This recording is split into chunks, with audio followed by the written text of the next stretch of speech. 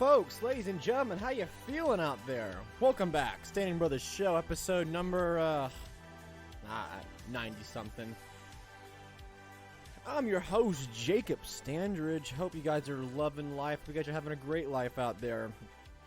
Flying solo today, everybody. Joe is at work. This is a new schedule. We're not sure exactly what this is going to look like and what all this is going to entail. But yeah, I'm going solo today. It's something I haven't done. Well, I did it one previous time. Turned out pretty good. I think I had some good feedback towards that one. Episode number 90-something. I'm not 100% sure what exactly it is. Before we get started, thank you guys for who hung out last Friday on the Liberty Overdrive Live. I think I might call it that, I think, if that's not super cringy. But yeah, everyone who came and hung out with me as we kind of cringed along with some COVID, with some Modilla Virus 19 stuff. I had a lot of fun. It was cool. Everything worked pretty well as far as technology-wise, even though I had literally 48 hours to prep and get all the software and everything ready for it. So for that, it actually went pretty good. I had a lot of fun. Maybe I'll start doing those more. I want to do a live episode for today, but time constraints prevented me from doing that. And I got prior engagements going on, so I just wasn't able to do that. But thank you guys for the love and the support that you give me and Joe. Sorry there was no show this week. This is the only show we're doing this week. The beginning of the week on Monday, we were out of town. And, man, boy, is it so nice to go onto the world and see people smiling. Like, it really is just see people's faces uncovered. You whenever you get that back, you begin to realize how much you missed it and how much that means to you and, I mean, like, you're in your everyday life. I loved it. We went up to Asheville, North Carolina, and seeing the people smiling and seeing laughter and the way life should be. And many people might give me crap for going in the midst of a pandemic, some pandemic. But I really don't care. I've been to Disney 3 times since the pandemic started, and there's something weird about going to a place like that and just seeing a bunch of just NPCs walking around, so no joy. It's hard to decipher happiness and joy from your eyes, right? It's hard to communicate that. It's why we don't cover our faces. It's so we can use our full face to express those feelings. But no, I'm happy the world's going back to normal. Yeah, about time, I remember those episodes ago I was pounding the armrests of this chair to the point where my hand hurt because I was like, get this place back opened. But it took many weeks later, but I think we're finally going back to that. And I think we're at the point now where so many people have just kind of given up on the masks and the social distancing, which is a fantastic thing, that everyone else who's still clinging on to it, we're just not going to keep up, which is how it should have been from the very start. That's how it should have always been, is we're not going to wait up for you. If you want to live your life like that, that's cool. The rest of us, we're moving on. That's how it always should have been. But maybe people might learn their lesson. I doubt it. But yeah, it's a good start. It's a good feeling to see the world kind of going back to a semblance of normalcy. But I got a couple things I want to mention and want to talk about for this. Oh, follow me on Twitter. Follow Joe on Twitter. I'm Joe Stanberg for Joe, and then JStandard_ for myself. Links will be down to everything down in the description below. But I got some things I want to talk about. There's like 3 big things I really want to mention and kind of talk about for this episode. Start off on a sadder note. On Wednesday, I'm recording this on Friday. On Wednesday, the legendary John McAfee did pass away. He was in prison. I think he was in prison in Spain. I'm not 100% sure, but that's what I could. That's the last I heard. He was imprisoned. Those who don't know who John McAfee is, John McAfee started the McAfee software, the antivirus software company. that little bloatware you get when you buy a computer. He created that, sold it. I think he sold it or got out of it somehow, and he hasn't been involved with it for many, many years. Took his fortune and went off and did other things. But, a champion of liberty and one of the all-time greats, where he kind of gained a lot of his infamy, if you will, is he just decided to not pay his income taxes, basically. He's like, yeah, well, I'm not going to do it. If you want to come and get it, come and get it. And for the last several years, he's been living in exile on his boat, his private yacht off the coasts of Latin American countries and South American countries, trying to evade the IRS from stealing his money. So he's actually took it and just, said, come and get it. And there's many photos of him and his wife on his boat, armed to the teeth, and basically saying, if you want to come and take it, here you go. This is what you could be up against. I'm not gonna just allow you guys to steal my hard-earned money, which you have no right to, which is true. Taxation is theft, and he took it to the logical conclusion of that. Fled his country, and lived in exile for a long time. And eventually he was captured by I want to say he was in Spain. He was captured in Spain and in prison. If he was not in Spain, just insert whatever country he was in. Captured, and he's been in prison there for well over a year now.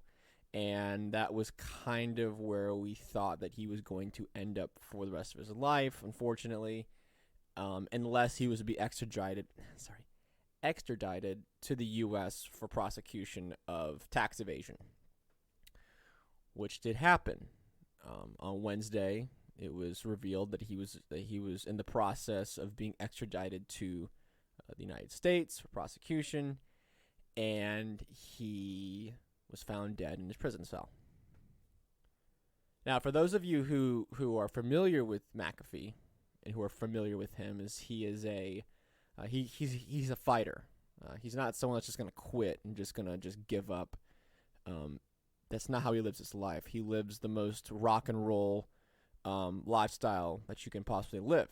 And you can insert whatever is associated with that. He did it, everything. I don't condone that. I don't encourage that kind of behavior, but that's the way he lived his life. So to say that, I know there was an article coming out that said that he hung himself and then he killed himself and committed suicide because he was going to be extradited to the U.S.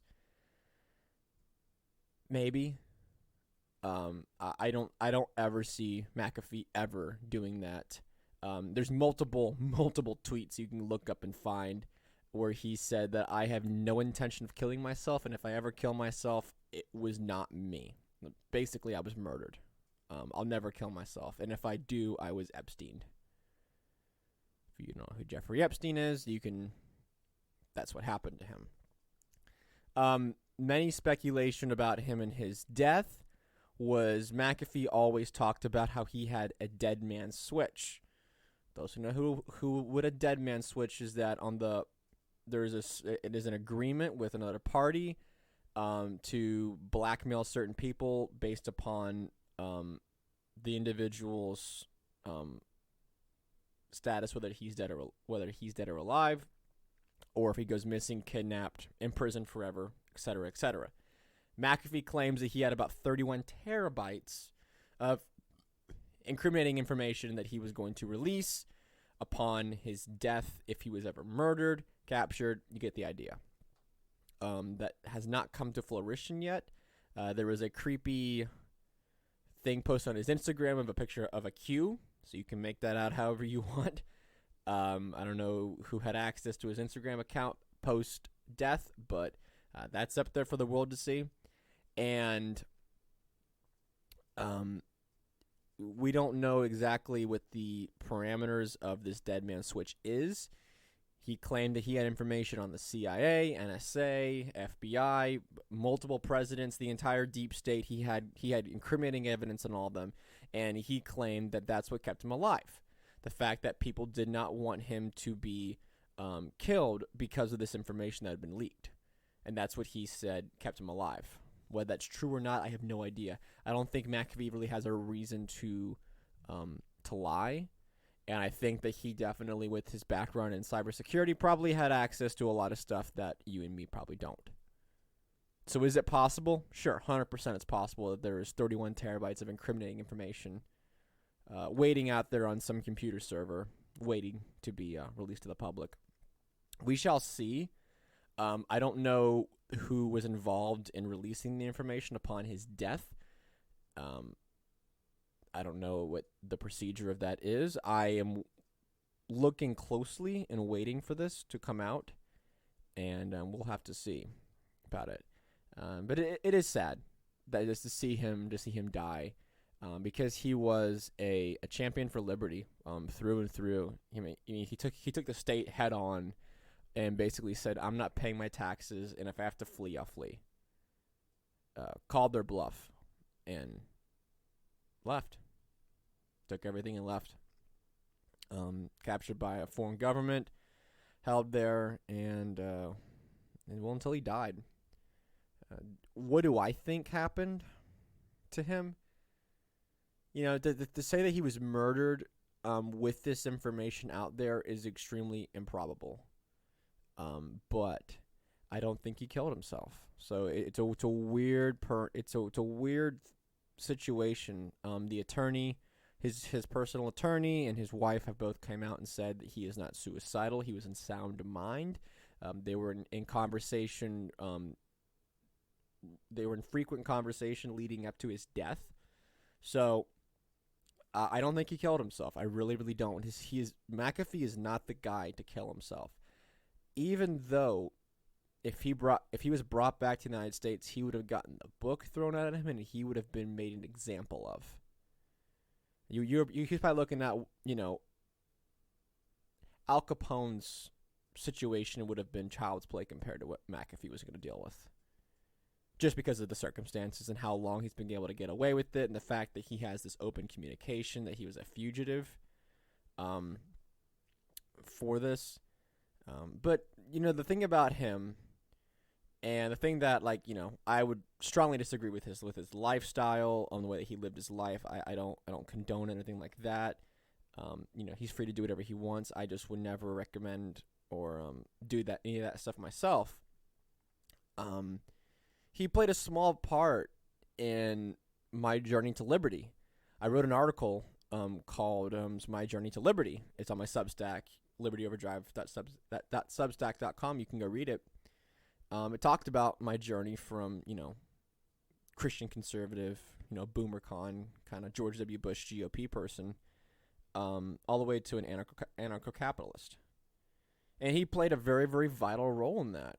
The very first time I was ever introduced to libertarianism and the idea of an ideology more associated with liberty and freedom than the GOP, which is all I ever knew, was the 2016 presidential debate on John Stossel. Stossel still had a show on Fox Business, and the three people who were on that show in that debate for the Libertarian Party presidential nomination were Gary Johnson, who eventually got it, Austin Peterson, and John McAfee. So those three guys and Stossel all had, I still credit Stossel with basically turning me into a libertarian. But listening to the way that McAfee answered these questions that were asked, I still to this day sat there and, was a big, drug war supporter, and thought that, all these drugs need to be off the streets, and they're poisoning the society, and that the state has complete justification for going in there and doing what they're doing to clean up our streets and fight these drugs. And then watching this debate and them saying, well, we should legalize it. And I'm like, why? That's so counterproductive to everything I've ever thought about for my ideology. And then the more I thought about it, I was like, a lot of these drugs, most of them, harm the user, which is no different than cigarettes or, that Big Mac that you're gonna buy, that'll kill you too. The Coca-Cola that you'll buy has enough sugar to kill you. But we don't ban those. We leave those up to personal decision and personal choice. We don't lock up Coca-Cola because they're selling a poisonous product. We don't lock up the CEO of McDonald's because they're selling a product that'll cause obesity and diabetes. We don't lock up some Marlboro because it'll give people cancer. But why are we doing this to people who sell dope on the side of the street?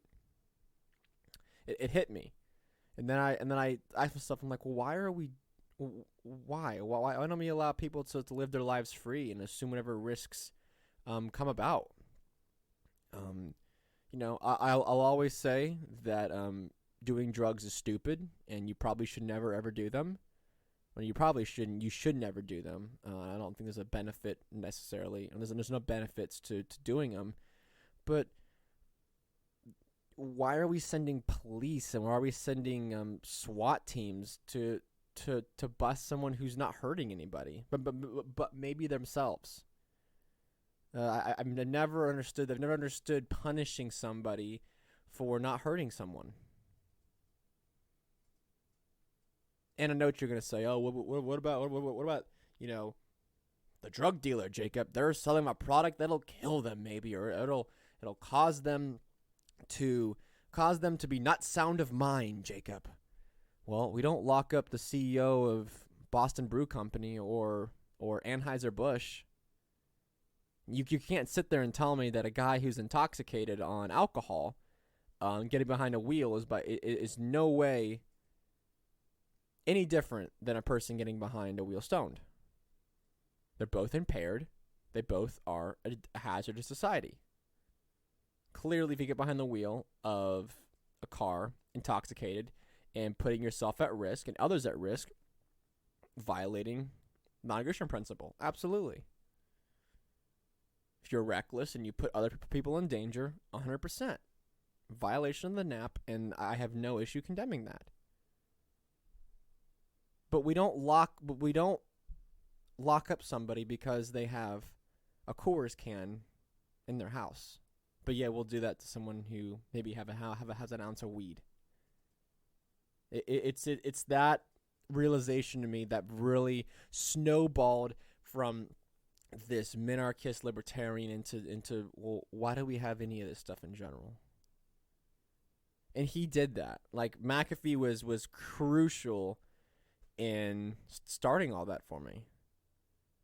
So to see him gone, it's kind of like, it's not the same as a guy like a Ron Paul, right? Ron Paul's in his 80s, and eventually one day he will pass on, and that'll be, a great day of a mourning for the liberty community, because he's our rock star. Like, Ron Paul has brought more people to this movement, to this ideology than anybody else. And even to this day, he does the Liberty Report every single day. And they're always fantastic. Him and Daniel McAdams are just always so good. Ron Paul is older than Joe Biden, but still is more clear of mind. Ron Paul had a stroke, and then the weekend after was right back to doing it and was completely of sound of mind, completely alert, and more articulate than our president is right now. So what does that tell you? No, I think it's sad. I really do. He'll be missed in the liberty community. He was someone that myself and other people kind of cheered on to see how far he could get with this, see how far he could stick to the middle finger to the state and tell them no. So I'm not letting you steal money from me. There's plenty of videos you can look up, plenty of interviews you can look up of him if you want to know more about him. There's a famous one where he was asked about taxation. He said it's 100% illegal, which, it is. Income tax is illegal. It was ruled down by the Supreme Court, and with some shenanigans, they're able to get it back into the bill or into the law. But the Supreme Court struck it down immediately and said that government has no right to your money. No one has any right to your life, liberty, and property because it's yours, because it belongs to you. It's a simple private property. Something that it's lacking in this world. But no, he'll be missed. I'll be looking out for the Dead Man's Switch if anything comes out. If anything does come out, of course, the show, so we'll talk about it definitely. But I guess until then, we'll just see what happens and see what the reports come out from him as far as the way he died. But it's sad. It's a sad day in the Liberty community, definitely. He will be missed, and he will hopefully be one of those people that we can talk about who actually did something great, and maybe some of his interviews and some of his speeches will be used to convince other people towards liberty. That's what I think that he would have wanted, is to continue his message of liberty. So he will be missed, definitely. Next thing I got going on here. So there was an article that I saw. This is Fox 8 Cleveland, I think. Yeah, Fox 8 Cleveland. So this was a headline that came out that I think was very interesting. Now, I did an entire live stream about the Modelo virus medical procedure. You can go check out all my full thoughts. I'll kind of recap some of them here about it, and kind of go into this new development as far as this medical procedure. So, excuse me. So, I talked about kind of the cringe culture behind the procedure last week, and I think we had a lot of fun with that, laughing. But I got very serious towards the end, and I said this is a result of fantasization and the fact that you took everything away from these people and that you've encouraged this kind of behavior, that we're seeing this now. And this all, of course, comes from the fact that you were not allowed to question this procedure. You weren't allowed to question it. You weren't allowed to doubt it. You were to sit there, shut up, and take it, right? Safe and effective, guys. Safe and effective. Well, I posted a thing. I said that whenever the J&J procedure got pulled from the market, I just tweeted out safe and effective, right? Right, because before it got pulled, you weren't allowed to question it. Right? Questioning the effectiveness or the safety of it would get you pulled from a lot of these sites. And it did for a lot of people. And then once it came out, and you said, hey, is it still safe and effective? Like, oh, yeah, sure, we're just going to look into it. Yeah, definitely. You know, never mind the fact that people have died from it as a direct result from that. But yeah, no. Don't worry about it. No, that's okay. And then now that it's been reinstated, which they changed nothing, they just added a warning label to it because that's just the good old FDA and big pharma for you. We're not going to change the recipe about it that's killing people. We're just going to change the labeling on it so that way you're informed that it could kill you. That's what we're going to do because that's a responsible thing to do. But this whole procedure is not allowed to be questioned or debated. You're supposed to just sit there and take it, shut up, and move along. And any sort of dissent will be countered. And the issue with that is that now you have a strict narrative where this is what you're allowed to say and not allowed to say. So anything that comes up, whether it be a speed bump, whether it be the fact that we're seeing an alarming rate of young males with heart inflammation, which is not exactly something that you can just walk away from. Like, it usually causes long-term issues for that individual. So much so that the CDC came out and said that we're seeing an alarming rate, and it is way more than we thought it would. So they say safe and effective. Shut up, take this thing, and don't question it. And if you do question it, you must be an anti-vaxxer. That's the only explanation, is that if you question it, that's the only I can think of that it is. You've set that narrative, and then now you're coming out and saying, well, we're seeing young male adults, having this life-altering heart inflammation more than we're expecting it, and we need to sit down and talk about this. That's CDC's words. So, CDC, FDA, it's still effective. It's still safe. I'm putting my arms up in the air. Look, you set the narrative. So now that we caught you with your pants down, now that we caught you, with a complete 180 on what we're told. Now what am I supposed to do? Am I supposed to still stay safe and effective? Or what? You got our Vice President Kamala Harris out there who's saying that we need to go knock on people's doors so that way they go take this medical procedure. Kamala, I would make sure that they don't have any young males in their house, because might cause them some heart problems. We're just gonna start just giving this procedure to everybody else, I guess now. To further my point, further what I'm trying to say, is headline: WHO says children should not undergo medical procedure for Modellovirus 19 right now. So children should not take this procedure for the virus right now. So whenever I see ads for, there's this giant campaign right now that cringes me and Joe the heck out, because it's not real and this has never happened in the history of the world. It is a video of it's an ad of three teenagers who are probably between the ages of 13 and 16 years old. And the video is of them saying, "Thank you, Mom. Thank you, Dad." And you think, okay, this is probably for, just whatever garbage product that's being sold to us now. But no, it's saying, "Thank you, Mom and Dad, for telling me that this procedure is available for me, and thank you for giving it to me." No child in America under the age of 16 has said, "Mom, thank you for informing me that I can now take this procedure, and thank you for taking me to go get it." No kid has ever said that in the history of the world. No kid's ever said that. So I have that ad where it is saying, "Hey, thanks, Mom, for taking me to go get this procedure done because it's safe and effective." And now I have the WHO saying that children shouldn't take it right now. So what am I supposed to do? Am I supposed to listen to the CDC and the America propaganda machine? Will that get me banned on YouTube or on Spotify? Or will me agreeing with the WHO, will that not get me banned? I don't even know anymore. What am I supposed to do with this situation here?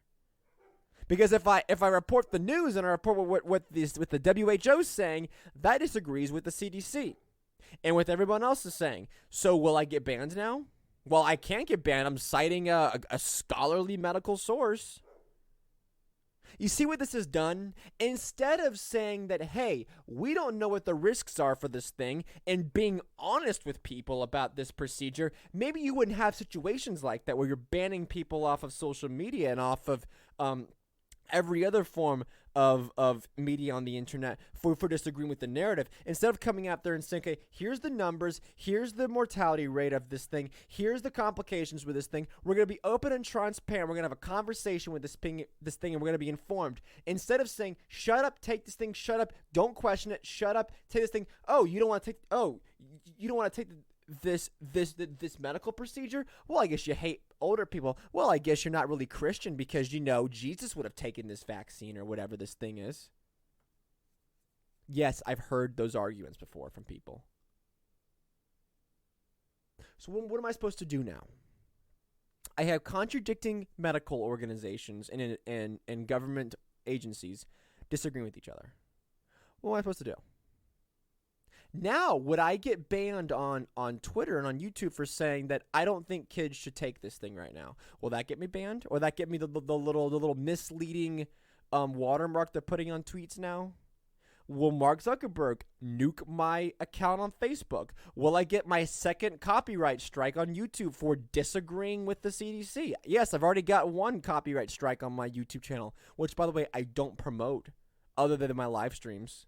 But somehow, someone or some algorithm listened to that stream, and I was talking about Joe Rogan's podcast when he said something quite similar to this. Am I gonna get when this podcast goes up on YouTube? Am I get my second copyright strike or my second community strike? And for everyone else out there who is stuck by this safe and effective thing, do you got to eat your words now? Like, I'm not the kind of person that's gonna dunk on people if they listened to a propaganda or listened to the state and then said, "Ooh, maybe I was wrong." I'll never dunk on you because you had the stones to admit that you were wrong, admit that all this was wrong. Look, if you can admit you were wrong, look, everyone's been wrong at some point. I do the same thing with political ideology. If you were to go back and watch some of the original Standing Brothers show episodes on YouTube, I disagree with myself almost 100% of what I was back then. Because back then I was beginning to learn libertarianism, and many of my positions now are completely different. So it's okay. It's okay to change. It's okay to say, hey, I was wrong at this point, and maybe I should look for more information. That's okay. But the issue, though, is that all these people in the media, they're not going to change. They're not going to change. They're not going to concede this. They're not going to say, hey, maybe we were wrong about this thing. You know, maybe we blew this out of proportion. Maybe we should have done what Jacob's always said and say, hey, just be honest with people. You know, that's a novel idea. Hey, honesty. That's what I like to preach on this show. We like to look. This is 100% us. This podcast, 100% me and Joe. The same way we are in the studio is the same way we're out in public. When it comes to stuff like this, we're fired up, we're motivated. It's just how we are. But you won't find any of this in mainstream media, not at all. So I have to ask, where do we go from here with this? Am I still allowed to say safe and effective? Because if I say that, and I point out these ads where like one of the worst parts is, so those who don't know, I'm a huge New York Yankees fan. You can unsubscribe because of that. I don't really care. But I have the MLB Extra Innings through DirecTV, so I get all of the New York stations. I basically get like the New York commercials, the ads. In the New York Health Department, it has to be some of the biggest propaganda for the state and for this medical procedure. You have all these people that just come parading out there saying, I'm so and so, and I'm this scientist or doctor, and I'm a person of color, I'm a woman, I'm a whatever, and I think you should take this because I think it's safe. And they've said the same thing for children. They said, hey, children should take this if you are what I think it's like above the age of 12 now or something like that.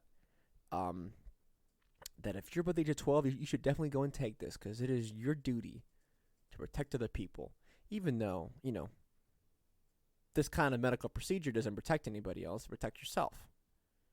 That's why I've always loved the seatbelt argument for wearing masks. The whole idea of wearing a mask was to protect other people, which is fine, whatever. I don't remember the last time that I wore a seatbelt to make sure the other driver didn't die. I'm just saying. The propaganda machine is afoot, and we're seeing it. And now, if I were to post one of these videos saying, hey, I agree with this Department of Public Health from New York City, will that get me kicked off of Twitter? Because that disagrees with the CDC or with the WHO. So I don't know. I don't know what to do with the situation. But I will always be honest with the facts. Always be honest. And you can always expect honesty, whether I'm right or wrong about that, though. That's however it's different. But I'll always be honest and I'll always shoot straight with you guys on this show. I don't know where you go from here. And the fact that I saw an article that said that the latest trials, I think it's for the Moderna or Pfizer thing, said that they have enlisted children as young as the age of 2 to be in the trials for the young children category for this thing. Which, if those of you who remember, those of you who are the real OGs and listened to this podcast for a while, they'll know that we covered the mortality rates compared to common deaths based on demographics of ages. We showed that if you're under the age of 2 or 3, you got a better chance of dying in a swimming pool than you do from this sickness. So what's the point of so why are we subjecting young children to potential unforeseen side effects intentionally, when we know that the chances of them passing away from it are zero? They're practically zero. And if you're under the age of 35, I know that the chances of you dying in a car accident were like 2 or 3 times greater. I've been in 3 car accidents. I've never passed away. So I mean, what does that put me at then in the odds? When I see stuff like that, and I see these young children that are being guinea pigs for this thing, I'm like, why? What long-term effects are they gonna have? I just why? Like, but some people would say, oh well, they have to be protected. I'm like, protected from a 0% chance of passing away? The vast majority of people that are look, I keep saying this, it's a broken record, but the vast majority of people that have passed away from this thing are elderly, like very elderly, people who have underlying immunocompromising pre-existing conditions. Those are the ones who've had trouble with this. You got asthma, you got diabetes, you got cancer. Like I was reading through some of the death reports in the state of Georgia, and there are people in there who had stage 4 cancer, and they're counted as a COVID death. Give me a break, man. Did that COVID maybe put them over the edge? Sure. But you can't sit there and say, well, they were on death's door and they had stage 4 brain cancer, but they caught this thing, and that's a COVID death. We wouldn't do that for anything else. You wouldn't catch the flu and say, well, they died from the flu, even though they only had a few weeks left to live. Yes, I saw that. So I don't know where to go from here. I really don't. This is the issue whenever you set this, whenever you have a no questions asked policy and narrative that you're not allowed to question the narrative. So what happens whenever the narrative falls? Am I allowed to question it now? Because now you've admitted that it's false, and you've admitted that it's wrong.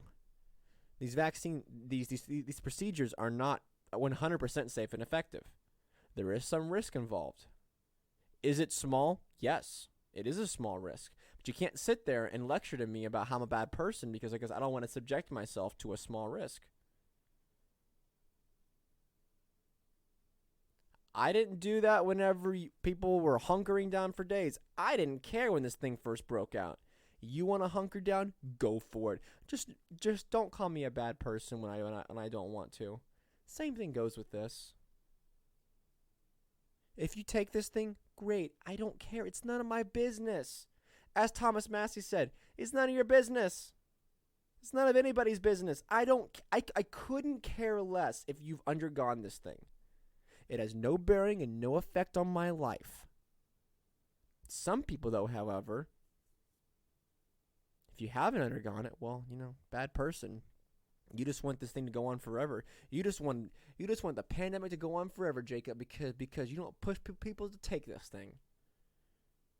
Now, the fact that we still every single week the numbers get lower and lower. I don't know how much flatter the freaking curve needs to be for folks to wake up and say, "Hey, this thing is over. It's done. We're done with this. Everyone is sick of it. Everyone is done with this."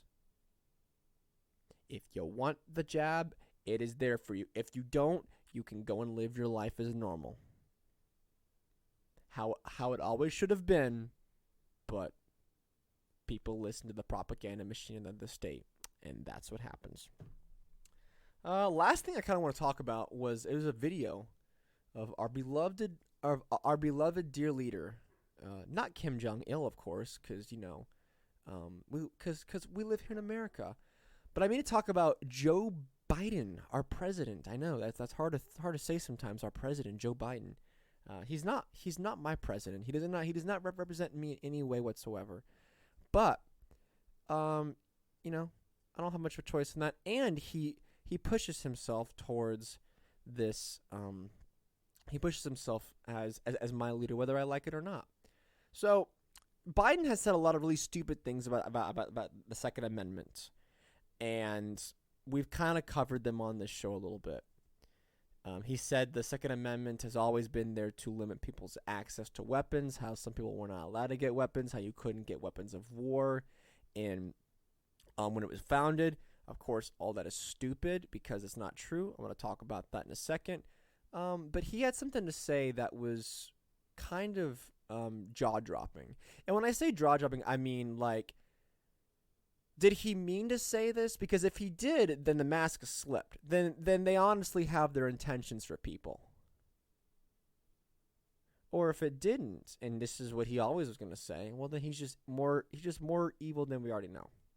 So I'm going to play this video. It's about 40 seconds long. He does a lot of rambling and a lot of bumbling around, so if you can't understand what he's saying, there are some quotes that I'm going to quote from it, so that way you can understand. But we'll just go and play this real quick. The Second Amendment, from the day it was passed, limited the type of people who could own a gun and what type of weapon you could own. You couldn't buy a cannon. Those who say the blood of patriots, you know, and all the stuff about how we're going to have to move against the government. Well, the tree of liberty is not water with the blood of patriots. What's happened is that there never been, if you wanted to think you need to have weapons to take on the government, you need F-15s and maybe some nuclear weapons. The point is that there's always been the ability to rationally limit the type of weapon that can be owned and who can own it. Okay, a lot of things I want to talk about in this. He brings up the famous Thomas Jefferson quote that the tree of liberty is watered by the blood of patriots and tyrants. And Thomas Jefferson did say that, and he meant it. Whenever he said that, he meant that 100%, and that is what the Second Amendment is there for. I hate to break it to you, Joe, but there's a reason why we have a Second Amendment. The reason why it's the Second Amendment and the second natural right that we have, and as we have as people. I hate to stress this enough, but our natural rights as humans and as humanity, whether you believe that these rights come from nature as us being the highest intelligent being, or the fact that we have rational thoughts and are able to decipher right and wrong, or the fact that they come from God or heavenly creator, whatever you believe, it does not matter. The fact is that we have these rights as humanity because of whether you believe through nature or through God. They have bestowed these rights upon us because we are humans, because we are humanity. And that is laid out in the Bill of Rights. This is what John Locke wrote about, which is what most of the Constitution, as far as the Bill of Rights section of it, is based upon. We have a right to self-preservation. It doesn't matter how you feel about how I defend myself if I have to. That is not your position to take. If I think that I need to use a handgun to do it, then you have no say into how I do that. If you think I need a spear or whatever weapon or tool that I need to defend myself is the most efficient and the most easiest in the easiest to use for me, that is what I'm going to choose. And in this case, and in this current day of society and our technological advances, guns are the most effective, efficient method of self-preservation that we have right now. It is guns, to bear arms. Arms can be whatever you want it to be. It can be knives, it can be spears, it can be javelins, it can be cannons. It doesn't really matter. It is an arm, it is an ability and a tool of defense. So we have that inalienable right bestowed to us from our Creator or from nature, whatever you believe, to defend ourselves in whatever means necessary and whatever tool that we find most effective. And yes, the Second Amendment was written there because of people like you, Joe. So yes, the tree of liberty has to be watered by the blood of tyrants and of patriots. This is what happened on July. This is what happened whenever Washington crossed the Delaware River. Sorry, I lost track of my names of rivers in the Northeast. My bad.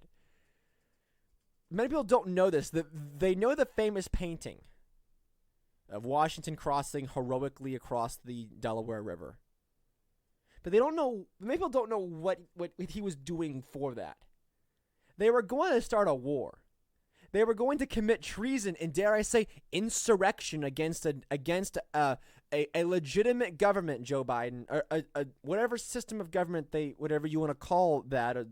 They had some kind of monarchy, democracy, whatever you want to say. It was more of a monarchy, but a legitimate government, right? They were the authority.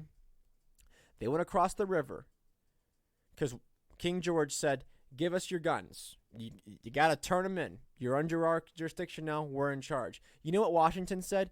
He said, "Nah, we're not going to do that. We're going to start a war against you, and we're going to win. And if we die, fine be it. But I'm not going to live my life as a slave to the state and a slave to you, King George, because there are some rights that are inalienable that you don't understand."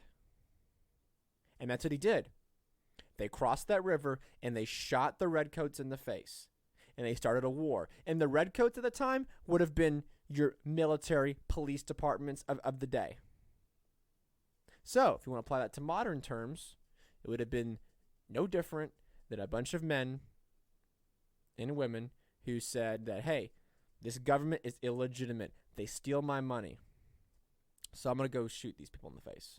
That's what Washington did. And that's very unpopular for me to say because, of what happened on January 6th. You're not allowed to question that, Jacob. That was a national tragedy. Worse than Pearl Harbor. Worse than the Holocaust. Worse than 9/11, some would say.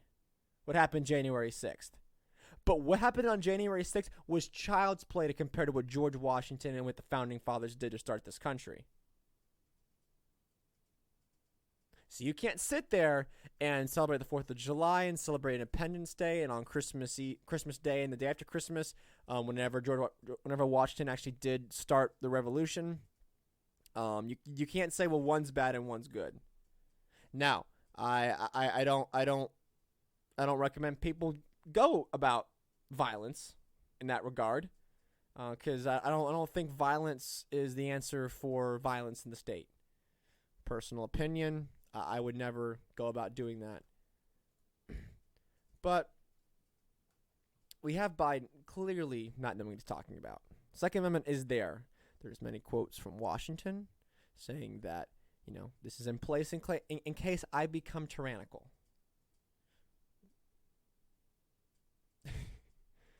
I mean, the father of the country said it.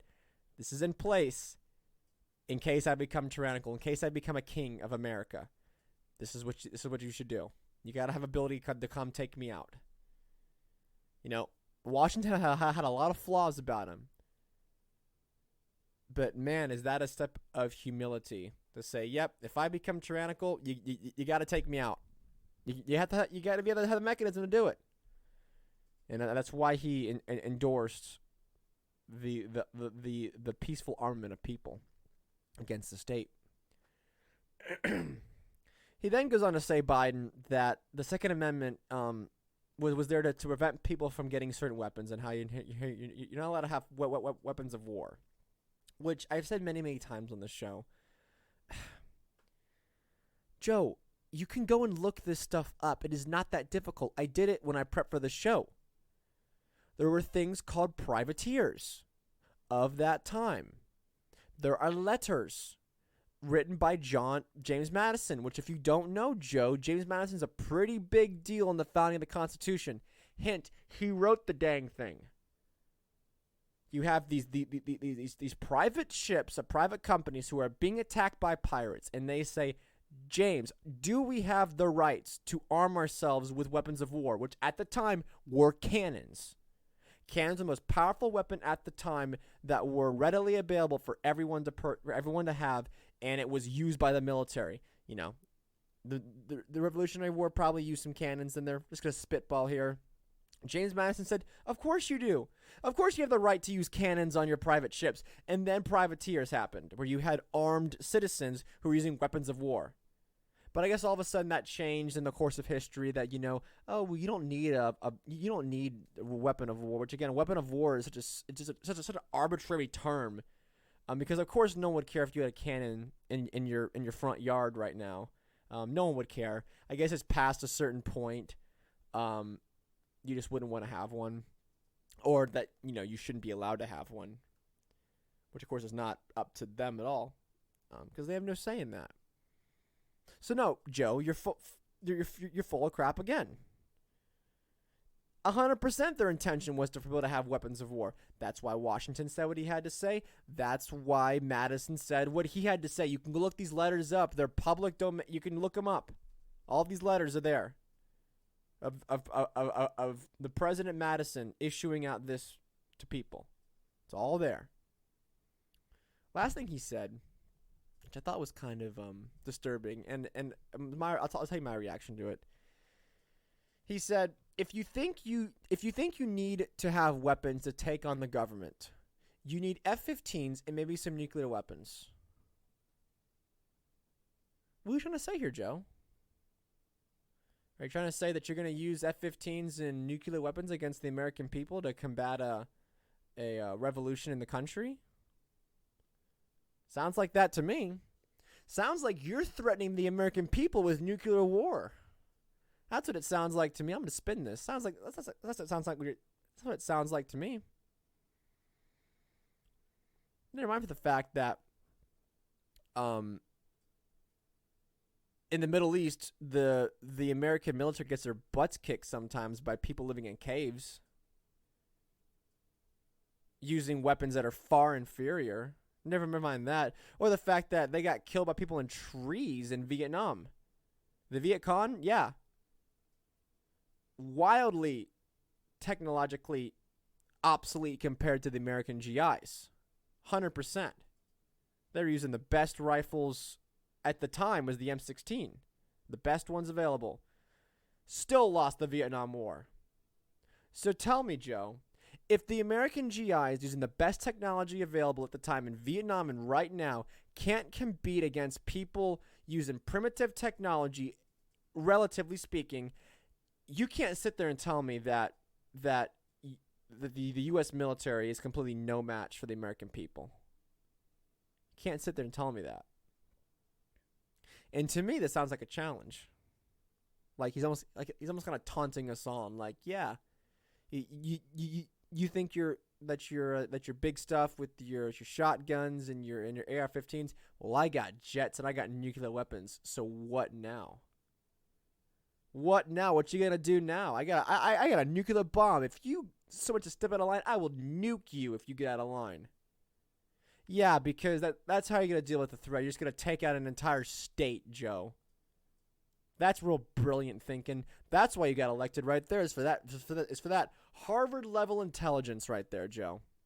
No, when I first saw this, do you know what I thought? I thought of there's a scene from The Emperor's New Groove whenever Cusco and Pacha are tied to a log and they're about to go over a waterfall. And Pacha's saying that, there's a waterfall and there's spiky rocks at the bottom, and then Cusco says, bring it on. Like, come on, let's do this. Let's party. I got a poster of Arnold Schwarzenegger from the movie Commando, and he's holding a knife, and it says, let's party, in my room. Come on, dude. Let's party. You want to sit there and threaten the American people with nuclear war? And saying that if you want to overtake the government, I'm going to nuke you? What's that supposed to mean? Do you know what happened if Trump said this? Now, look, again, I'm no fan of Trump. Do you imagine if Trump said this against, like, the Antifa folks, against, like, the BLM folks, saying that if you don't get in line, I'm going to nuke you? If you want to overthrow the government and put in some Marxist system, I'm going to nuke you? What kind of message is that to the American people? To peaceful citizens who aren't going to do anything. Yes, because perhaps if you drop an A-bomb over Orlando, people in Miami are not gonna have a good day either. the mask slipped. And that's how he really feels about you guys. That's how he really feels about anyone who loves liberty. John Brennan already called us terrorists and insurrectionists. He already called us that. The former CIA director already called us insurrectionists and terrorists, akin us to Nazis and white supremacists. So we're already right there and got some good company. But Joe Biden just said, you know what? You want to overthrow the government? Well, you're probably going to need some nukes and you're probably going to need some F-15s. Because if you want to fight us, that's what I got. Meaning that he's going to use F-15s and nuclear weapons against the American people, if need be. Or this is all him being funny. Maybe he doesn't intend to send the American people into a nuclear holocaust. I don't know. Maybe he will accidentally do it thinking that he's ordering a pizza or something in the nuclear football, or that he's trying to play Atari, because that's how old he is. Maybe. I don't know. Well, those are the thoughts I had for the show today. I know this has been a fun one. Hope you guys enjoyed me rambling for an hour. I still don't know what Friday's gonna look like. I know we talked about doing a Thursday show and then releasing it on Friday. That would we still have the Monday Standing Brothers show, Wednesday Joe show, and then the Friday Standing Brothers show again. And then maybe on Fridays and Saturdays I'll live stream. I'm trying to get in the live stream more. I kind of enjoy it. Maybe able to play videos and all that kind of stuff. But that's going to do it for this episode, everybody. Check the links down below for all the information about what I'm doing and more information on us. Twitter, best way to get a hold of us. You can also shoot us an email, thestandingbrothershow at gmail.com. Best way to get a hold of us there as well. Follow my Substack. I'm kind of falling off the Substack, but there's still some good stuff there if you want to read it. With college and everything, it's just gotten hard to get ideas down on the computer screen and get stuff written. But I will come back to it. I love the Substack. Liberty Overdrive Live on YouTube live streams. I've got one up there. You can go watch that and hang out. I'll be doing more of them soon, I promise. But yeah, go check those out. Go check out the Joe Show. The Joe Show is great. It's him talking about not things that are only political, but just talking about just all kinds of things that Joe's interested in, and I love it for him. And he puts a lot of hard work and a lot of effort into the Joe Show, so go check that out. But until next time, I will see you guys on Monday. We'll both be back here on Monday, more than likely. So until then, take it easy, everybody.